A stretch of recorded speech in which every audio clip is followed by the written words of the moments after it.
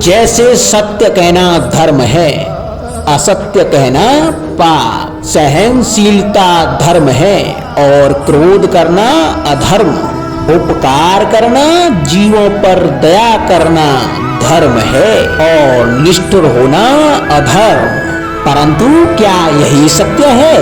क्या कभी कभी परिस्थितियां इन आवेशों को उल्टा नहीं कर देती?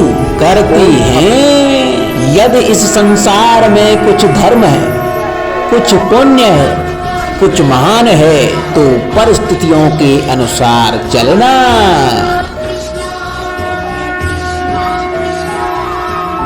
क्या जटायु स्मरण है आप सबको?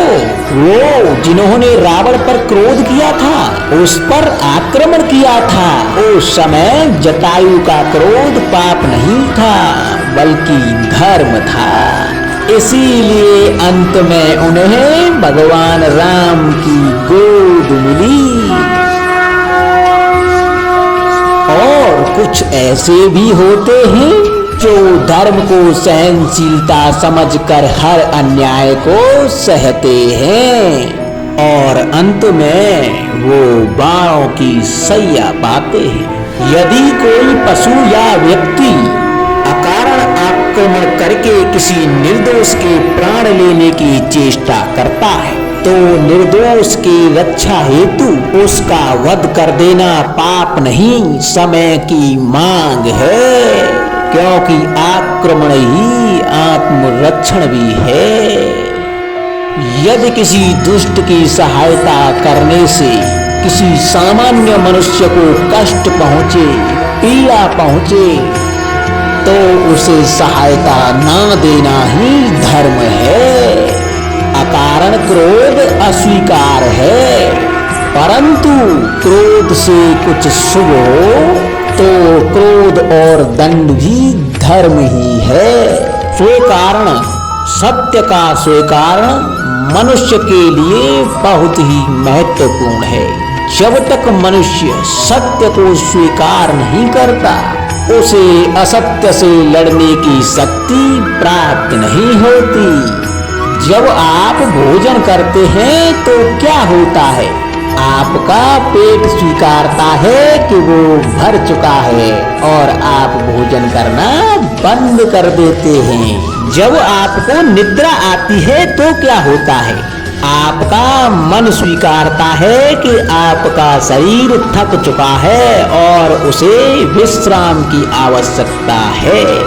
उसी प्रकार जब आपको किसी व्यसन को रोकना हो, तो आपको स्वीकारना पड़ता है कि बहुत हो चुका है। चाहे वो लालच हो या मदिरापान, उस व्यसन का त्यागना तभी प्रारंभ होता है जब आप ये स्वीकार कर लेते हैं कि उस व्यसन के आप बंधक हैं। इन पक्षियों को देख रहे हैं आप, इनका उड़ना, वायु में इनका संतुलन बनाए रखना, इनको उड़ते देख आपके मन में भी इच्छा होती होगी कि इनकी भांति भी आप स्वतंत्रता से उड़ पाएं। ईर्ष्या होती है ना जब आप इन्हें इस खुले आसमान में विचलन करते देखते हैं। परंतु कभी सोचा है इस उड़ान को पाने के लिए इन्होंने कितना परिश्रम और कितना अभ्यास किया होगा? इन्होंने कितनी बार हवा में उड़ने के बाद ये धरती पर गिरे होंगे। इस उड़ान का, इस स्वतंत्रता का ये मूल है। यदि आप ये मूल दे सकते हैं तो आप भी यह स्वतंत्रता पा सकते हैं। इन पंछियों की भांति ही तुम अपने चारों ओर किसी सफल मनुष्य को देखें तो उससे ईर्ष्या ना करें। उसके परिश्रम और उसकी पीड़ा को समझने का प्रयास करें जो उसे जहां तक लाई है। उससे प्रेरणा लें, प्रयास करें और आप भी सफल हो जाएं। हमारे जीवन का मूल आधार है करुणा। करुणा क्या है?